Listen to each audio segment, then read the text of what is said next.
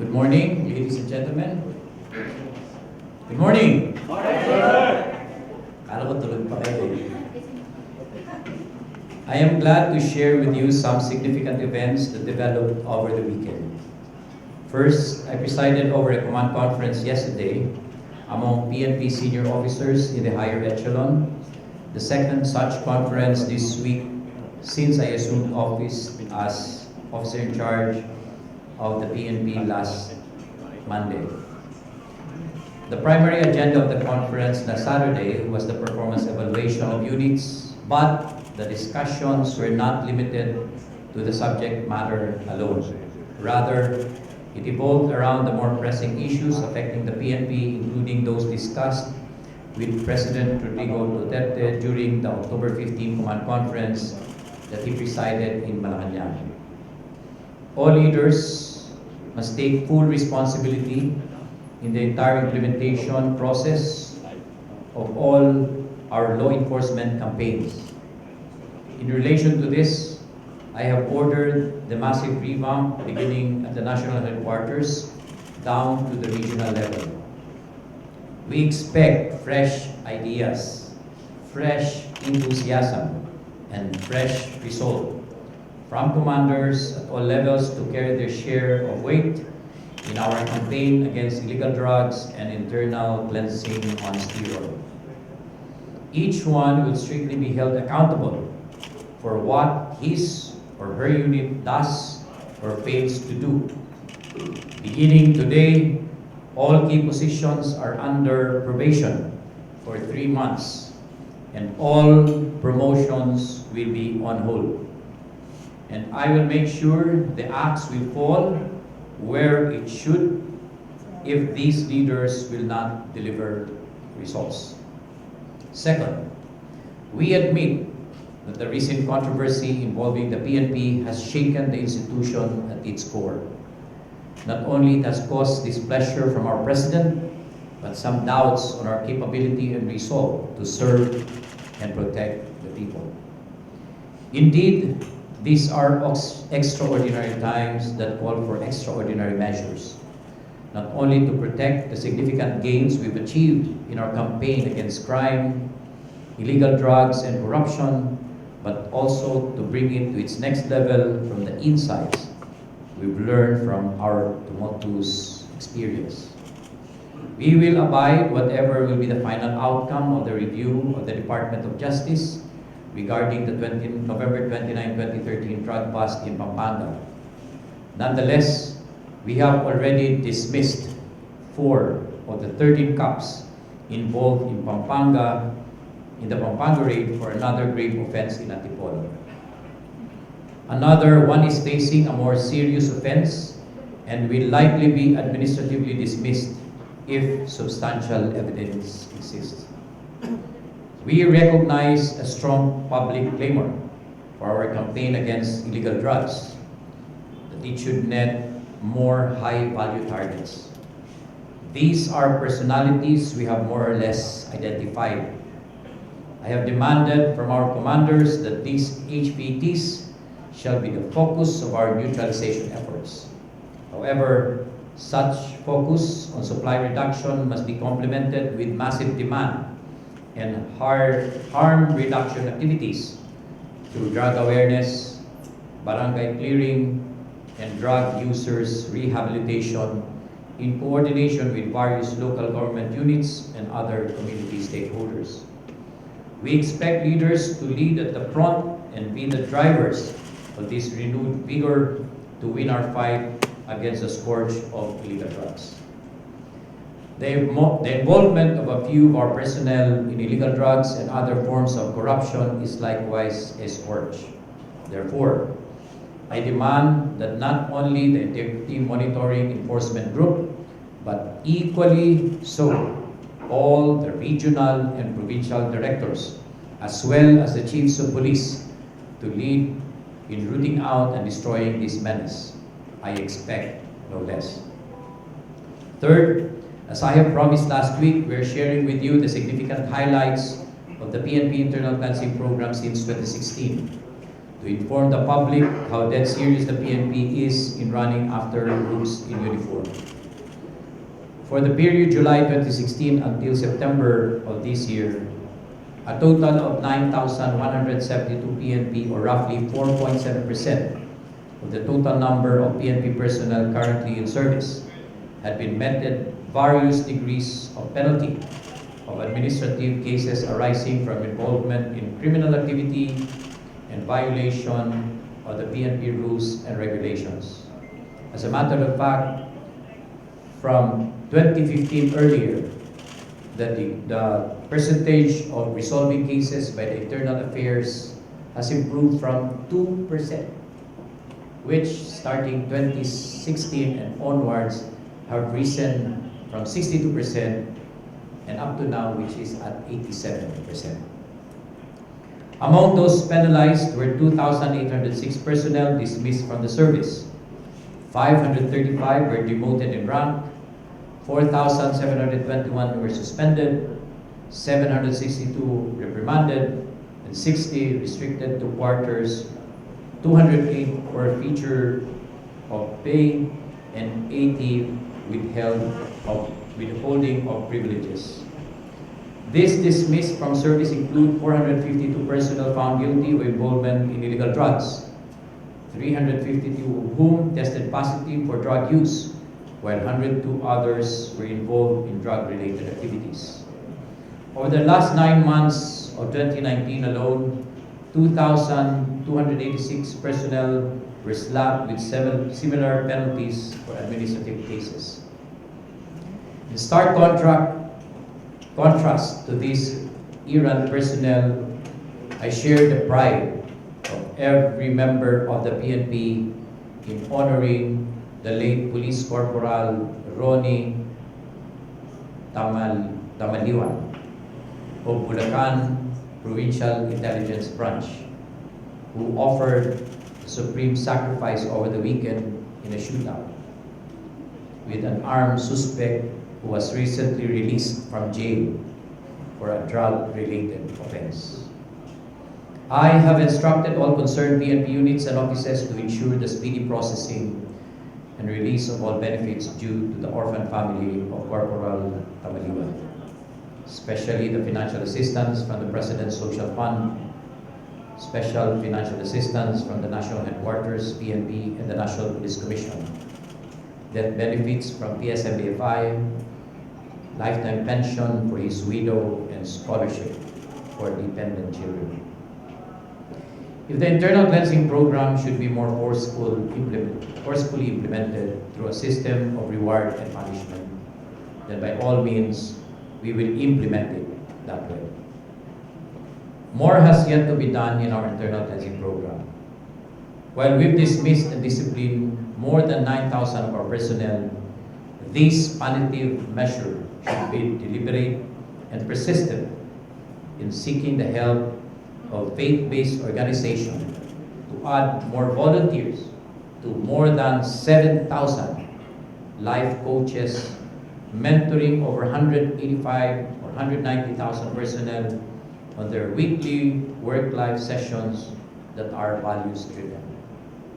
Fourth, inspired by the encouraging 82% public approval of the National Crusade Against Illegal Drugs and the public validation of decreasing number of drug users in communities, the PNP anti-drug campaign will continue without let-up to synergize law enforcement operations against other forms of criminal activities that provide support system to the illegal drug trade.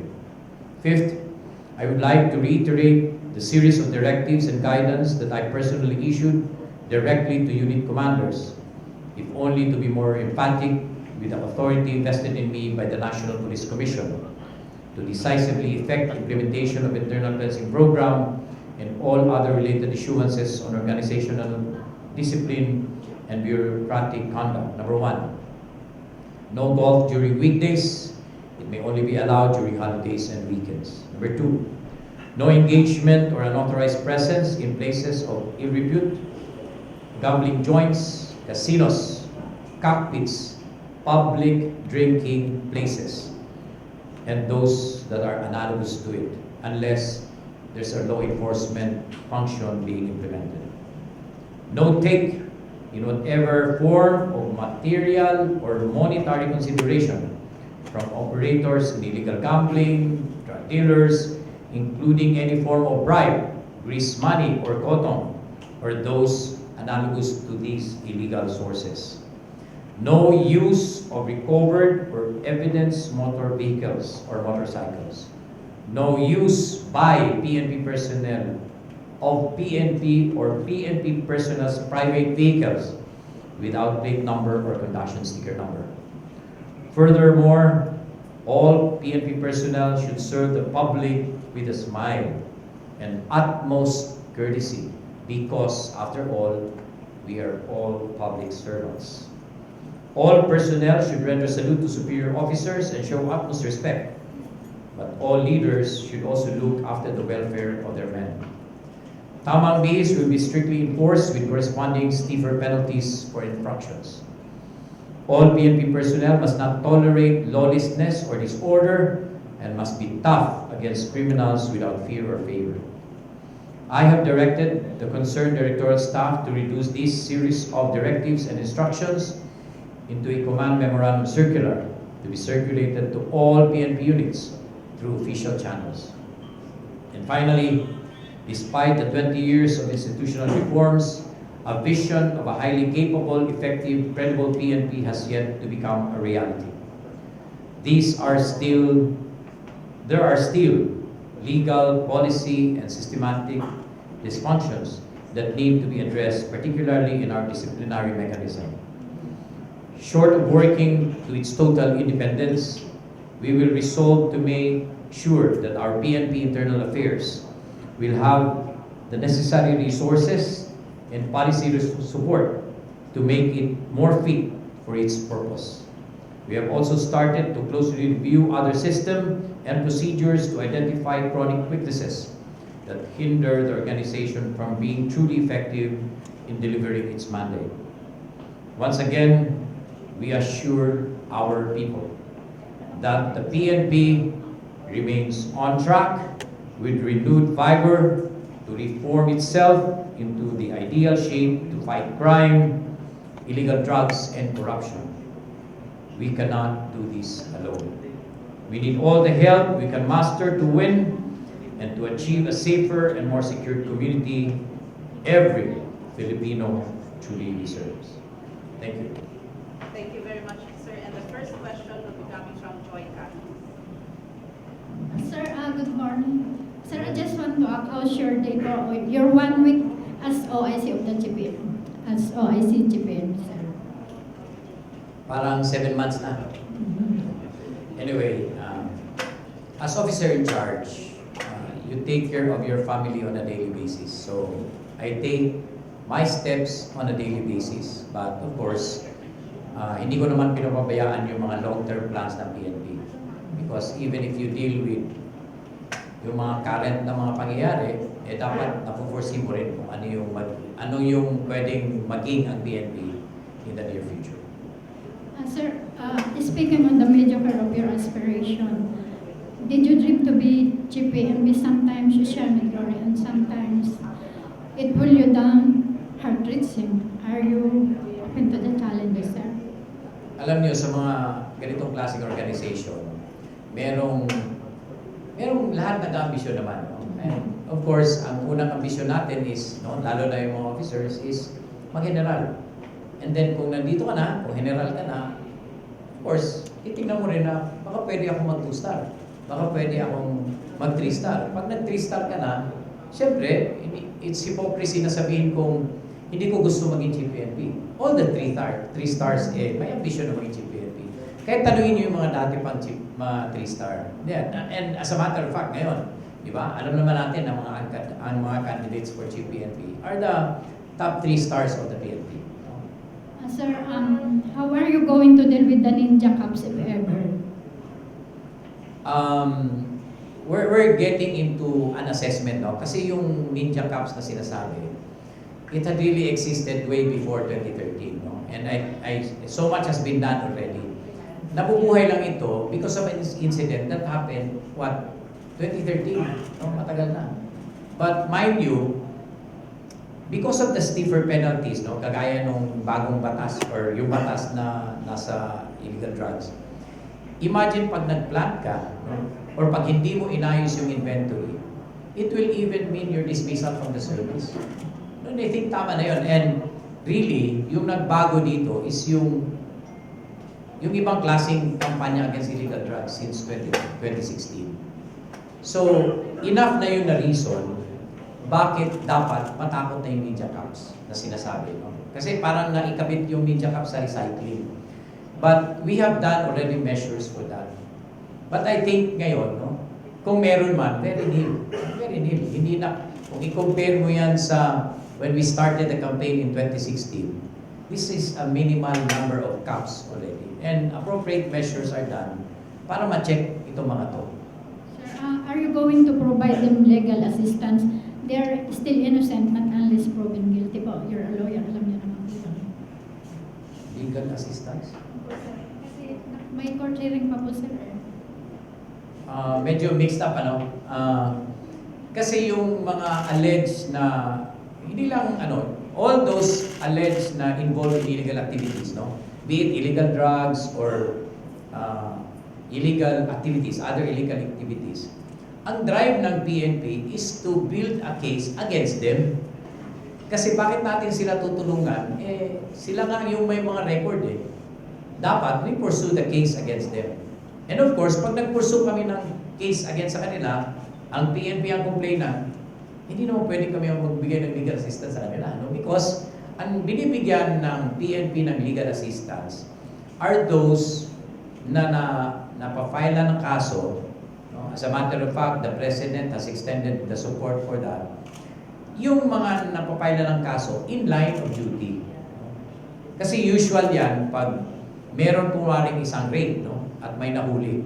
Babalikan ka. No? Usually robbery, kasi mag-allege sila na may ninakaw na mga bagay. Kaya part ng system is magdadala ka ng mga media at mga sibilyan to affirm na wala kayong ginawang pagnanakaw at regular yung implementation nyo ng batas. So that's how we should place it. No? Kasi parang na may mix up na yung mga situation na binibigyan. Thank you, sir. Leia, ilaban ng PNP. Morning, sir. Sir, nabanggit mo kanina sa statement na dinismiss na yung 4 na ninja cops dahil doon sa antipolo drug operations din, sir. Kailan po yun? At saka, papaano naman yung mga natitira pa doon sa, nasangkot, doon sa manumalyang drug operation din sa Pampanga noong 2030? We have an agreement, no, that doon muna tayo sa 13 sa Pampanga. Yung 13 na Pampanga is very clear, no? Naririnig nyo sa balita. That is the Department of Justice who's going to file the criminal charges. But of course, the participation of the Criminal Investigation and Detection Group will actively participate in that filing. No? Now, second, sa administrative, it's the National Police Commission who is reviewing these cases. So, para alam nyo lang kung ano ang degree of participation ng PNP. Now, puntahan natin yung sa Antipolo. Incidentally, 4 of those 13 were included in the charge doon sa Antipolo na administrative case. I received the folder last October 17. Tapos pina-review ko kasi meron akong comment doon sa method punishment. No? Kasi yung isa, yung opisyal, was meted the dismissal. No? But he was only charged of less grade. So hindi pwede na na-charge siya ng less grade, then during the resolution making, bibigyan mo siya ng penalty na mas mabigat. Not part of the due process. So, kinonfirm ko yung dismissal nung tatlo or 4 na involved doon sa Pampanga, na involved din sa Antipolo. So, effectively, I have already signed their orders for dismissal. Pero itong sinasabi kong recommend for dismissal was only meted 59 days of suspension. However, ibinalik ko yan sa Internal Affairs Service for him to be tried for a graver offense. Kasi in the course of investigation, they have found out na yung degree of participation ng isang opisyal is far more than what he is charged of. So, hindi ko dinowngrade yun, ha? I want to be clear with that. Hindi ko dinowngrade yun. Binigyan ko siya ng appropriate penalty for the charge, which is less grave, 59 days suspension. Pero yung remand ko, he will be charged again, but this time for a graver offense. And sa makita ko sa records, there is enough and substantial evidence, then I think he will also be dismissed from the service. Okay. Sir, na-serve na po yung dismissal para dun sa apat? No, pag pirma ko kasi, no, it will go back to the Directorate for Personnel and Records Management for appropriate notices that would be given to the respondents. Sir, sino po yung opisyal na na-suspend lang ng 59 days? Hindi siya kasama dun sa apat na involved din sa Pampanga?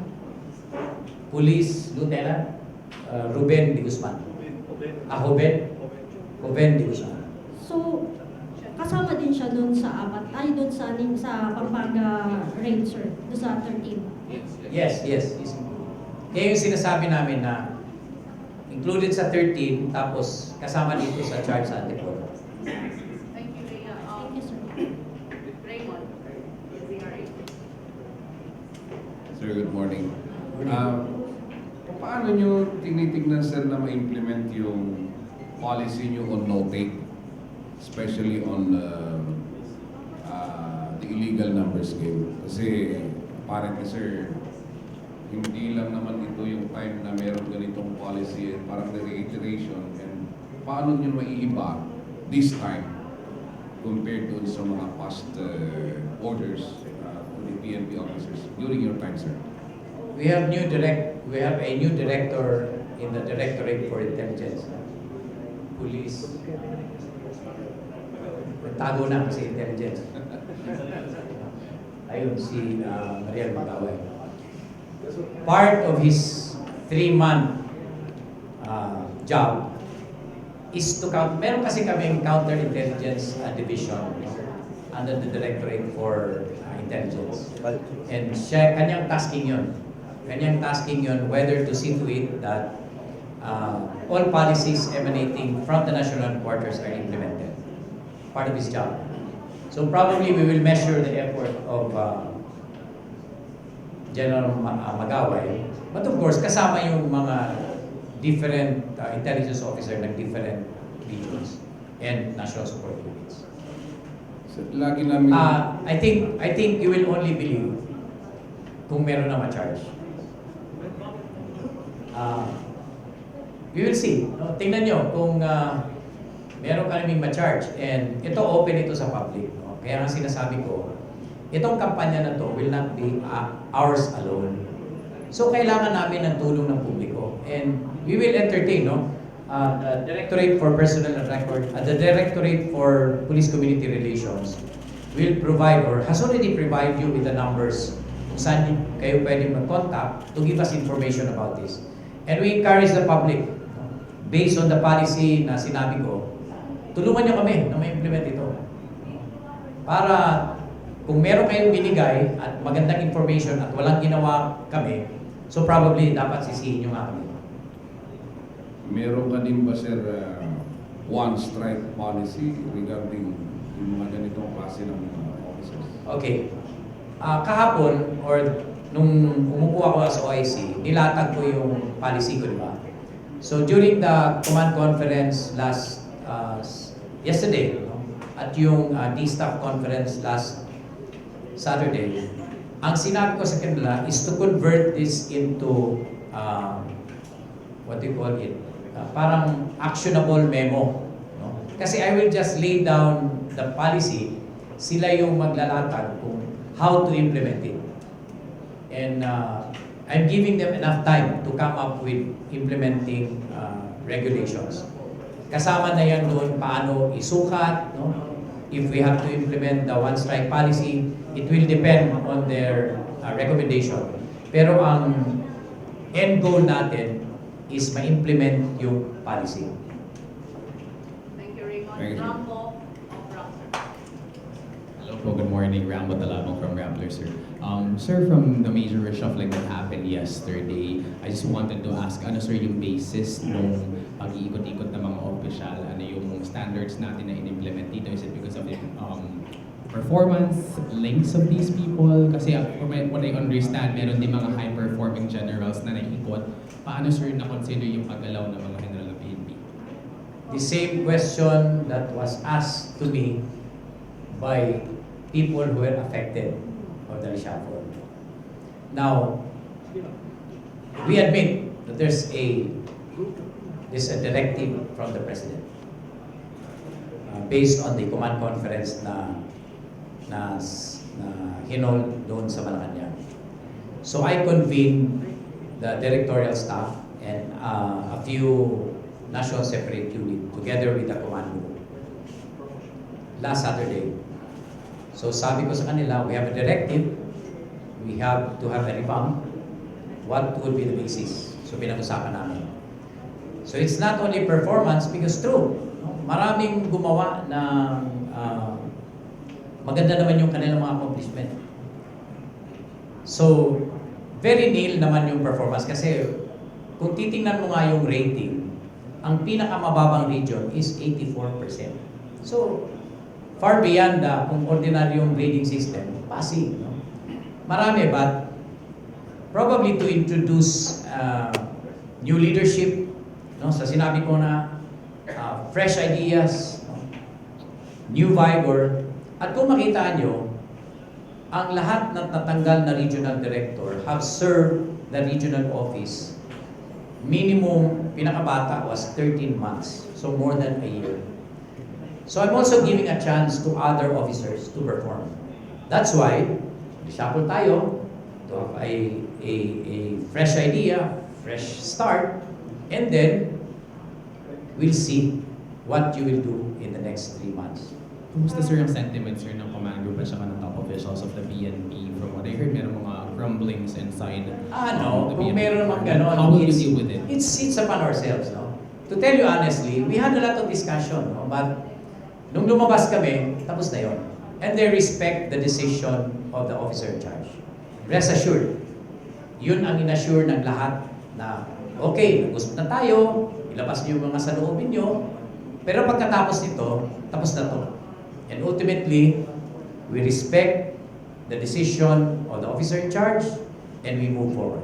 To be clear, sir, you have the power to move people around. You have the clearance from the NAPOCOM and the SILG. To move generals around. Yes, part of the National Police Commission resolution says that I have the power to designate and relieve senior officers from different units. Sir, there's a Ninja Ops issue. To be clear, tatlo or apat. Tapos sir, final na ba yung order? Pwede sila mag-appeal? Of course, part ng procedural due process, no, that pagkatapos ng rule ko na dismissal, which also I have that power, no? I have the disciplinary authority of a chief PNP to discipline our men. No? After that, the notice will be served to them, and they will have the right to file actually a motion of reconsideration.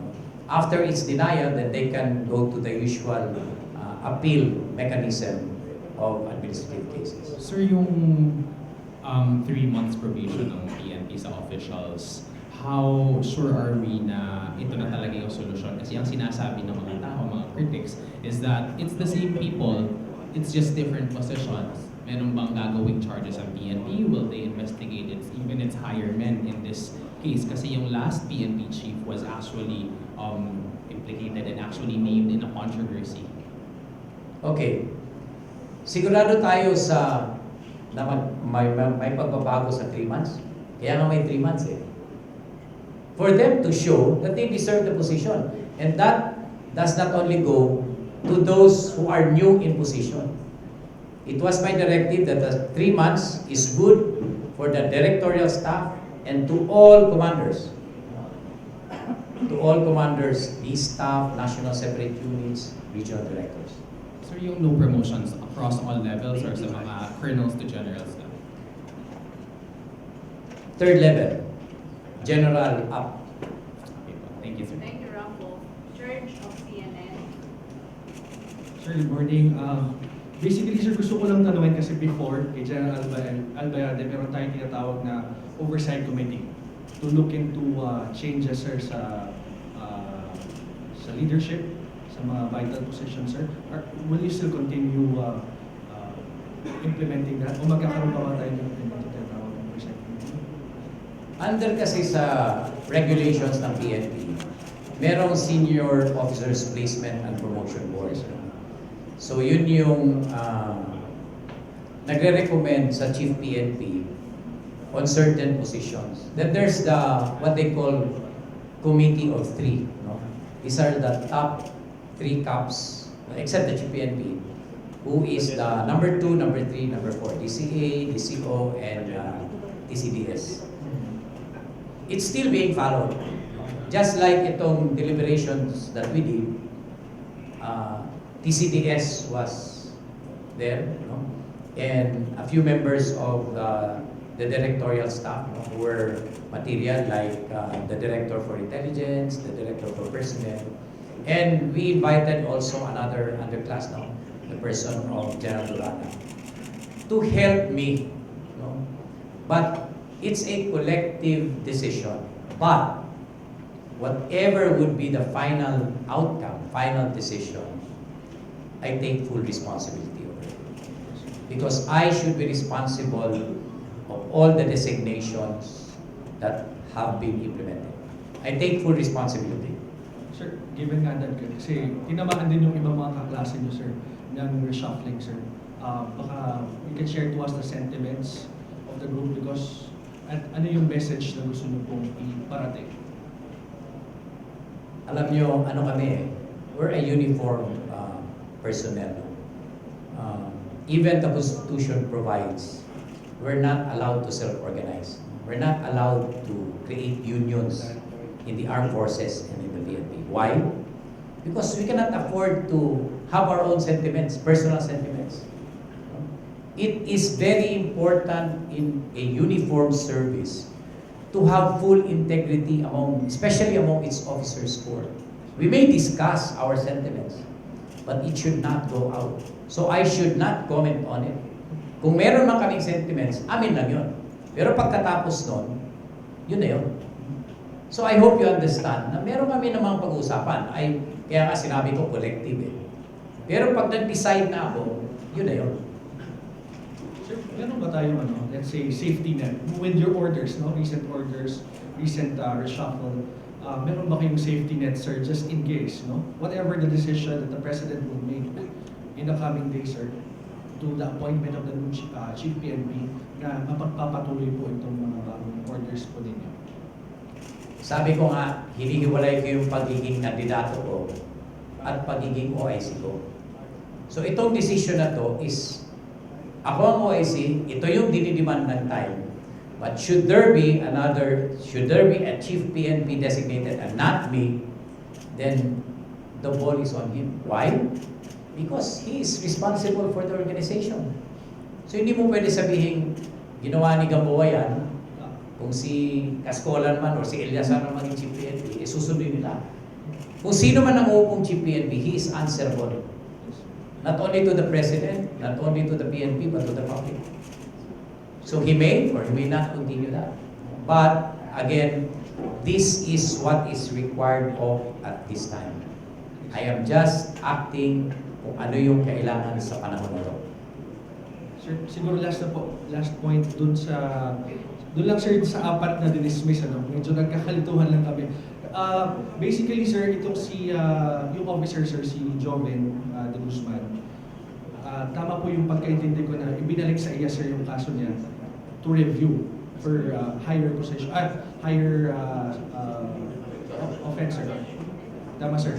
Tapos yung na-dismiss, 3 sir or 4? Hindi, actually, ilan respondents? Hindi, pero 5 uncharged.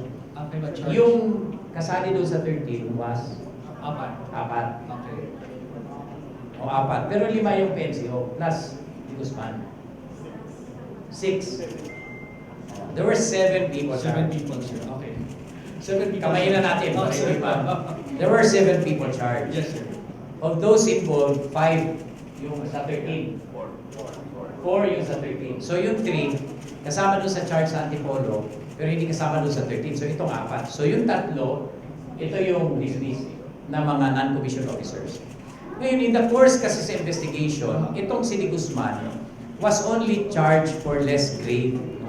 Less grave lang yung chinarge sa kanya. Kaya siya nabigyan ng penalty. Kasama dito sa 3, yung 3 dismissal. Pero itong isa, si Guzman, was only meted the penalty of 59 days suspension. Kasi nga ang charge sa kanya is less grave. But, we cannot close our eyes. Kasi nandun mismo sa ebidensya eh. Sa course ng investigation, lumalabas, hindi, may mas malaki itong kasalanan. That's why, it is remanded back to IAS. So, sir, Para i-try siya ulit. Pero syempre, narinig na yung, matter of procedure lang. No matter of procedure. And I suppose, kung ako ang magbibigay ng deadline sa IAS, hindi abuti ng 1 linggo. Pero ano pa kasi yan, i-charge siya, tapos merong, not less than 15 days pala, 15 days. Kasi pasasagot mo siya sa kanyang kaso, and then magsasubmit sila ng position paper, and then from there, the summary hearing officer designated can do. okay. Sir, balikan ko lang po 7 yung charge, 4 yung involved sa Pampanga. 7 yung charge, 4 yung involved sa Pampanga. Yes. Among the 4, sir, na involved sa Pampanga, 3 Tatlo yung dismiss. Isa yung si Joven, sir, na nire-review. Yes, na meron lang 59 days suspension. Okay, sir. Tapos ano po yung nangyari, sir, sa 3 na iba? Dismiss na. Dismissed din. No, but of course, i-serve ng DP yung notice, tapos they have the right for MR. They can file a procedure kasi ito. Yes, sir. Correct. So they can file their motion for reconsideration. Sa Office of the Chief PNP, sir. Currently. Yeah, kasi ako nag-dismiss eh. Okay, tama. So ang appeal dito ang motion for reconsideration sa office ko. So technically, sir, 6 dismissed. Yung isa na Yeah. Alright, sir. Thank you. Good mathematics. Morning, sir. So, last question on the topic after, before we proceed, sir, with other topics. Morning. Sir, question lang. It's only the former director of intelligence is not given a position. Ano pong reason behind this?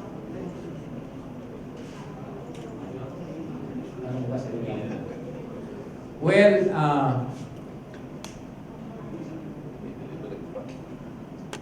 he opted not to, pero we're still finding on where to place him. Anyway, meron namang incoming vacancies. Can you answer, sir? Anong reason for this? I want him relieved. Walang available position for TUSA.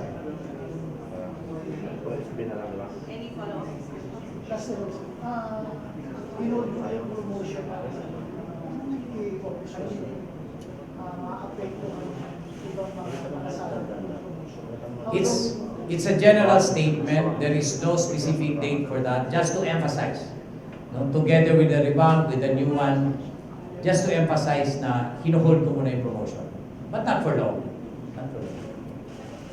Okay. Thank you, sir. Sir, let's move on to other matters. Yes, sir. First question, Ray Mamogan. Sir, good morning, sir. Yung PNP ES po, gusto niya maihiwalay na sa PNP dahil hindi rin naiimbestigahan ng mga PNP chief kapag nasasangkot sa mga illegal activities. Yung PNP ES. Okay. Gusto nang humiwalay sa PNP dahil may PNP chief daw na pag nasasangkot sa illegal activities ay hindi naiimbestigahan. Reaction po ng PNP. Okay. When the law creating the Internal Affairs Service was created, the legislative branch of government have their own purpose. Let us not overreact on situations. Remember, ang batas dapat merong stability. Merong stability. So, kung kami ang tatanungin, we leave it up for Congress if they want to amend that. But mind you, we are studying na para mapagbigyan yung kanilang hiling. Mapagbigyan yung kanilang hiling, adjudicatory powers, financial independence. Although, siyempre, under the law, under talaga sila sa Chief PNP. So, kung gusto man nilang baguhin ito, then it's up for the legislators to do it. Pero ang position ng PNP, ang position ng SILG is, as of yet, they can still function. So reaction po, may binabanggit si Iyas. Ay, teka. Kasi naman, ang IAS is isa lang sa 7 pwedeng magdisiplina sa PNP. No? Kaya nga yun ang gusto naming hilingin din, na kung pwede ilimit sana to. No, paminsan nga, nagsasabay-sabay yung kaso ng PNP eh. Kasi ang daming pwedeng quasi-judicial bodies kung saan pwede ka mag-charge ng PNP. Merong pleb, merong napolcom, even the local executive has the power. No? Ang dami, may ombudsman, diba? Ang dami, there are 7 of that. Kaya nga paminsan, mahirap kumuha ng certification of non-forum shopping. Kasi napakaraming forum kung pwede saan mo pailan ng kaso ang pulis. Sir, may binabanggit si Inspector General Triangulo na yung panahon daw po ni PNP Chief Bato, kapag may resolution, dinedirekta sa PNP Chief, pinipirmahan agad. Pero yung panahon daw po ni PNP Chief Albayalde, dumadaan sa DILOD. Ano po ba yung ng DIDM? You want to answer? DPRM, DILOD. Actually, nung panahon ni Senator Bato, yung mga cases dumadaan pa sa from DLOD to DPRM, dumadaan pa ng DCDS, DCA. Pero nung panahon ni General Albayalde, mula DLOD, DPRM, diretso na sa GPNP. So, same lang po yung Mas shorter. mas paiksi ang Ito pa sir, other topic sir. Sa NPP raw po, may mga bilibid cups na sangkot sa pagpupuslit ng mga sigarilyo at alak pamigay sa mga inmates. Confirm po ba yun sir? May mga... Tanungin niyo siguro si NCRPO? Under NCRPO? I think you ask General Sinas because I think he's investigating it. Thank you.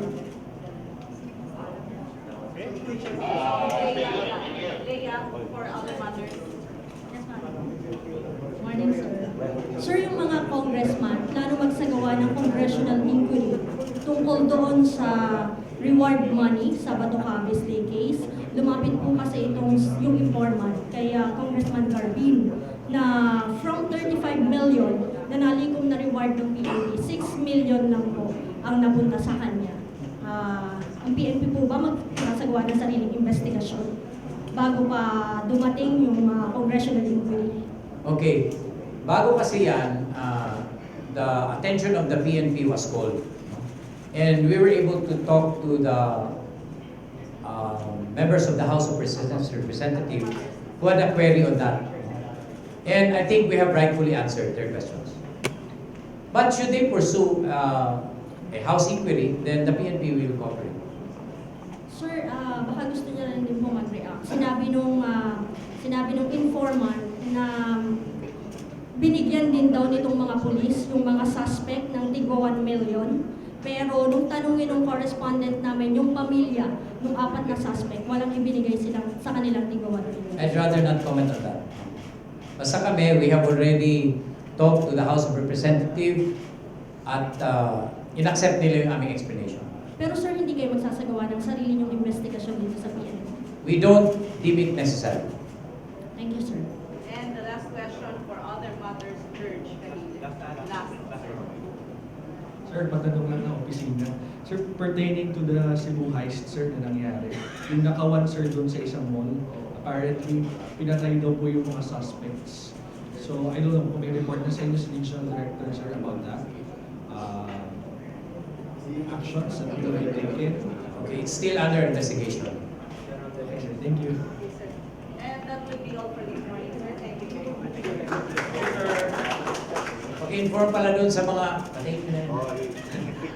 Hindi kasi there were a lot of requests kagabi, no? Tsaka kanina umaga for my interview about the revamp. Sabi ko naman, nakikiusap ako na mag-PRESSCON muna ako.